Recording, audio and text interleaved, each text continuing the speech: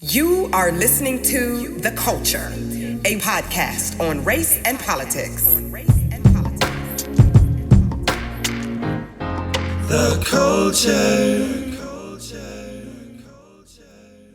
My mother integrated the public school system of Alachua County, Florida.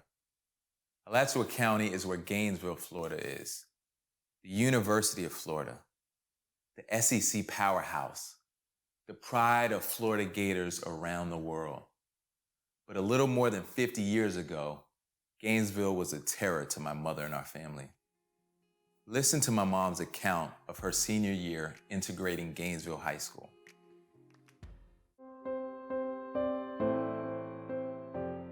I sat down and everybody behind me on the second, third, and fourth row, they got up, went to the other side, and the teacher said, "Why are you standing?"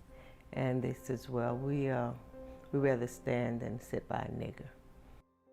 My dad was active with the civil rights movement, and he was president of the NAACP. And the first thing he wanted to do was to integrate the school system.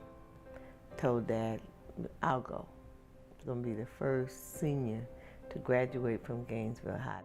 And I had one particular day that was just excruciating.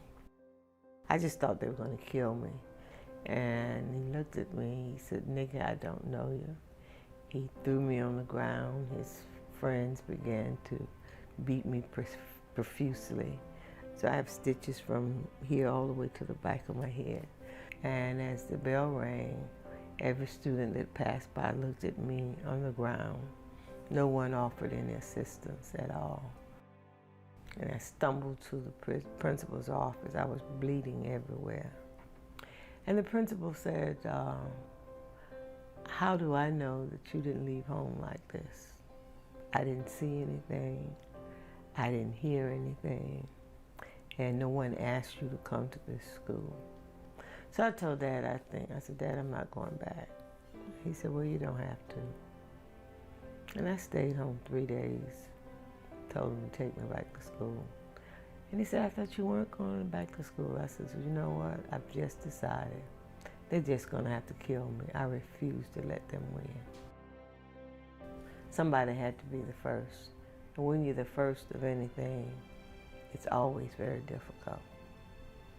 Dad always said to us is that there ought to be something that you are convinced is worth dying for.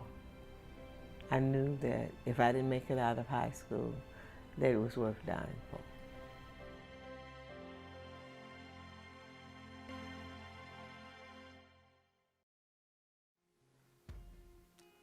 I often think about my mother's experience. Only 30 years after her high school experience, I graduated from an integrated school. Friends from all races and ethnicities. A wonderful experience. I sometimes think of the people that mistreated her. Lately, she's been asked to come back to her high school reunion. She always declines. It's just too painful for her. My mother is 71 years old. She's in great shape and she looks amazing. So I'm sure some of her classmates are still alive. I wonder, do they think about the time that they beat up the one black girl at school mercilessly? Or do they feel justified because they stood around and watched and laughed, but didn't actually hit her? What about the times that they spit on her? Do they regret that? Do they reminisce on the golf course about it with their friends? Or are they embarrassed now because times have changed? Are they proud of their actions, or would they rather act as if it never happened at all? I guess we'll never know. Until next time.